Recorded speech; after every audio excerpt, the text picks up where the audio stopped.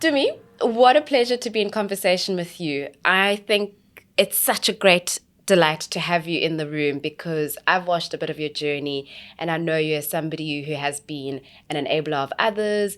I've seen you be somebody who's played a very meaningful role in the tech startup scene in South Africa.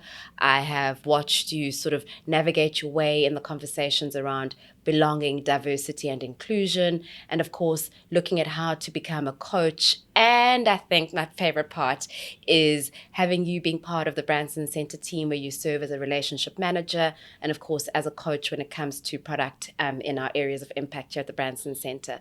That's how I know you. There's more, of course, and so please tell us a little bit more about who you are. Thank you so much. I'm really excited to be here. And so in that excitement, can Tumi tell me a little bit more about who she is? That's a difficult question. It's a big question. Because I think even in that intro, there's so many different parts of me and what I identify with.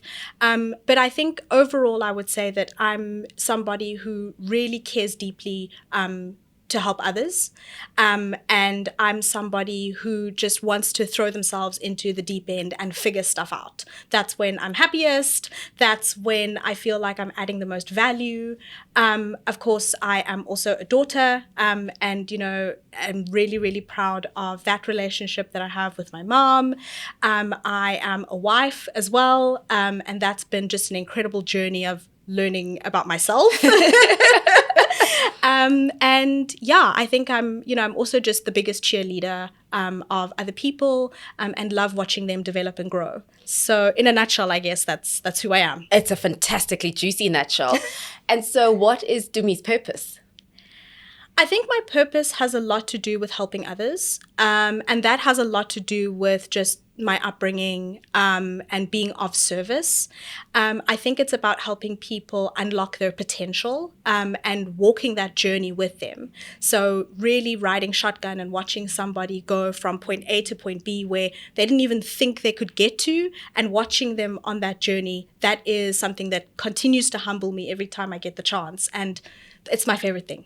It's fulfilling and almost a bit exciting. Oh, absolutely exciting. I mean, and frustrating. Fair. But I think that comes part and parcel of it. Yes. Is if it doesn't, kind of frustrate you to the point where you just have to keep going, then is it really a purpose, I guess? Absolutely. And it's almost got to be disputable, something that you are constantly fighting within yourself with and maybe fighting with others for and about. Yeah, absolutely. And it's also something that also teaches me about myself every single time, which is just fantastic. I mean, it's a win-win. We love a win-win. And so for me to dive into really the intention of today's conversation, because, we could be completely delighted by a conversation just about purpose, but really today's conversation is to take us into this idea of product. Mm-hmm. In your view, when we say product, what do we actually mean? So I think we mean a number of things. The one being the product is the solution to a problem. Mm-hmm. So any founder, any entrepreneur has got a particular challenge or problem that they observe. And it's that irritation that, why is nobody fixing this? Okay, fine, I'll do it. Mm. And so once they get to that point and they start thinking about, okay, how do I go about solving this problem? Then whatever comes out as the result of that is the product or maybe the service that they're offering. And so on the one hand, it's that, but it's also, I think, a manifestation of their purpose. Because I think if you take it one step, back to say, well, why did this problem that you observed interest you? Mm. It's a problem. There are many problems. Why this one? Then exactly the way that they see the world, their experiences that have led them to understanding that problem better, the manifestation of that is the product or service that they put forward. That makes me so happy because I think when we think product, a lot of the times we think of something that sits on the shelf in a shop, when actually you're talking about product being a solution, and what that solution looks like could be a thing that sits on the shelf in a shop, or could be a process, or could be a service, or could be a piece of technology, if we want to call it that. It's not just this one thing. Yeah. And it's not only is it not just one thing, it's also not the same thing over time. So one of the things that I love to say is you should make sure that you're married to the problem and not the solution, because whatever you've got at a particular point in time may change. It has to. Macroeconomic environment change, your customers change. And so the more adaptable you can be, the better. And it can be heartbreaking if you're completely married to this is the product, it is this physical thing, or it is this technology or this service. It's far better to say, well, this is the problem that I'm solving. And one of the ways to solve that problem that makes sense right now is the product or service that I've got. And what I'm really excited here is the fact that you've already introduced this notion of customers, because, well, is your product even a product if it doesn't service customers? Yeah, it's not. And it's difficult sometimes because I think people think, well, I need to build my product first and then I will find my customers. And I'm always trying to dissuade people to do that because it actually starts with your customer and it starts with customer discovery. And so right at the point where you observe the problem and you think, I may have a way to solve that problem, the next thing you do is you start speaking to people. Because even if you are an industry leader in a particular field, talking to customers, building product is a whole different kettle of fish. And it doesn't matter how much research, how much theory you've got behind you. It's when you start speaking to people about how they experience the problem, about how they're trying to solve the problem, about how they make meaning of what this is all got to do with them. That's where you'll get really, really great insight about how do you go about building that product. And I guess it also means you probably start getting a little bit of a clue on whether or not you'll be able to make money. Yes. Yeah. Well, not initially. Yes. I think initially it's about just the discovery around, is the solution a good match to the problem? But certainly thereafter, it's all about, okay, well, it might be a solution, but is it like a mosquito bite or is it hives? So what kind of thing are you solving? And once you find that, okay, this is something that definitely solves an urgent need, and you get to the point where you start to get those insights from many different people, then you say, all right, how do we make this into something that can make us money sustainably over time?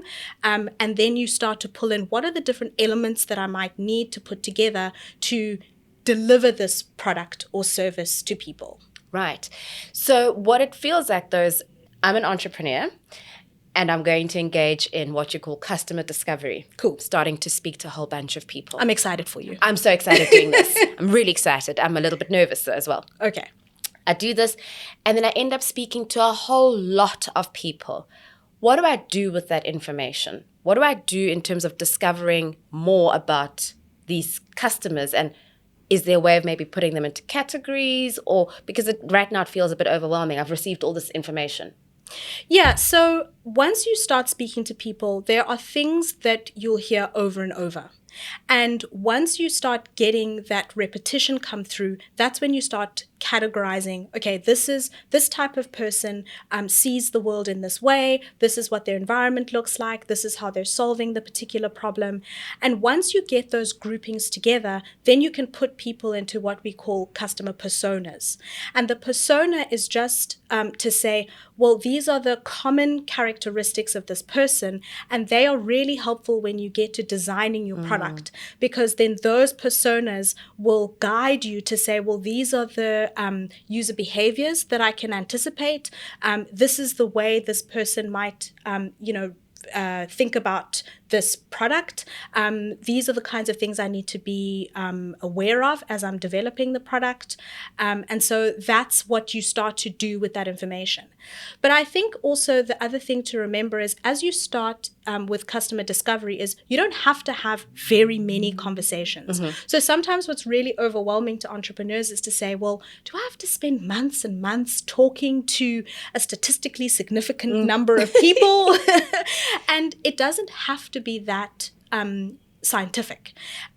Essentially, when you start hearing a lot of repetition in what people are saying about their experiences and what kind of feedback you're getting, you have a good enough point of departure.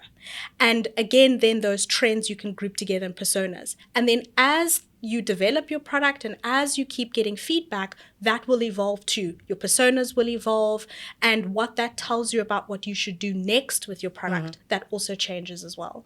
Yeah, and I think maybe what it's starting to do is maybe give us a sense of what to do with joining these dots, right? In terms of your product, you've got your customer persona, and something needs to happen to join to get this customer in this persona to actually engage with your product. And so I guess that's when we start talking about customer journey. Yes.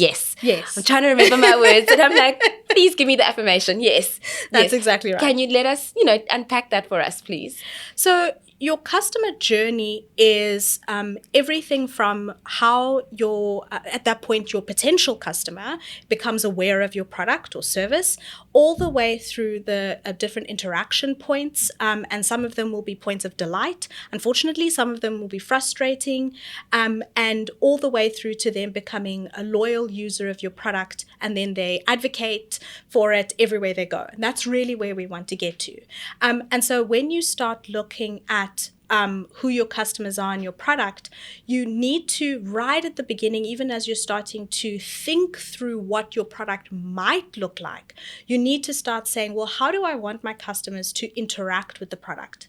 And then once you've got those two kind of mapped out, then the real fun starts. Because then What's the fun? you start testing those different pieces. So to say, if you are imagining that this physical product will be something that you have to sell, in person at a pop-up, market or in a physical store, then what does that look like with your customer journey mapping? And as you start testing those pieces, you might find, actually, this is something that would probably work much better online. This is something that will probably need a lot more customer support in terms of helping people get set up, helping them maintain whatever product or service that you've provided. So as you put those two pieces together, you want to make sure that you are interacting with your customers the way that they expect to be interacted with.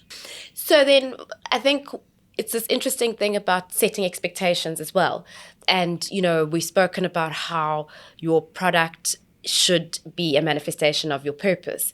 So do you think it's critical for customers to actually be aware of your purpose as well? And if so, because I'm preempting the answer, if so, how do we as business owners, as founders, articulate our purpose to our customers?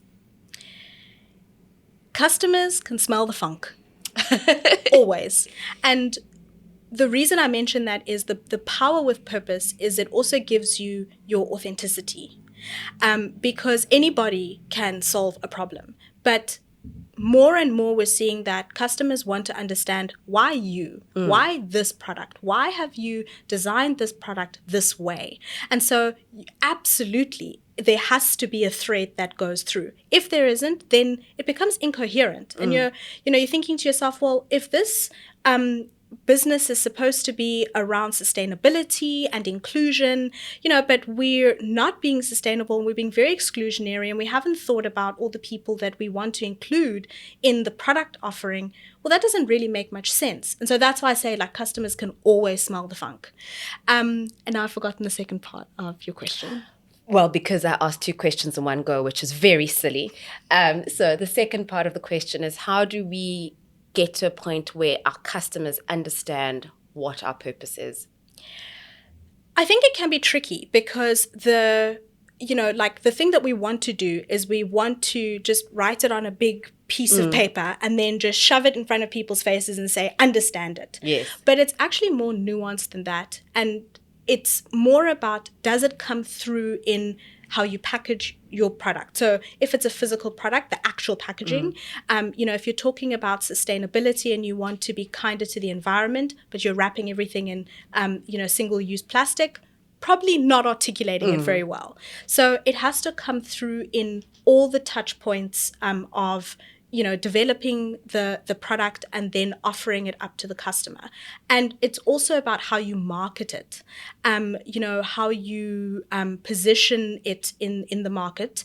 And it's also, where is that product available? So if it's a physical product and you have a particular purpose, you want to make sure that where that product is available for people to buy is also in a place that aligns with that purpose. Otherwise, again, it just becomes incredibly incoherent. So, Tumi, I'm going to do a quick fire round of questions. Okay. You know how this goes. So, cool. A product with purpose is? Really impactful. Purpose for my customers means? Being authentic about why I've decided to solve their problem. The customer experience is important because? It is how customers remember your business and your product. I think we've covered just enough to get us interested, and obviously to start unpacking how we go about growing our businesses through our products, services, technology, and at the same time understanding that it's the customer first and not the product. So thank you for your time, Tumi. It's been such a pleasure talking to you. Thank you so much.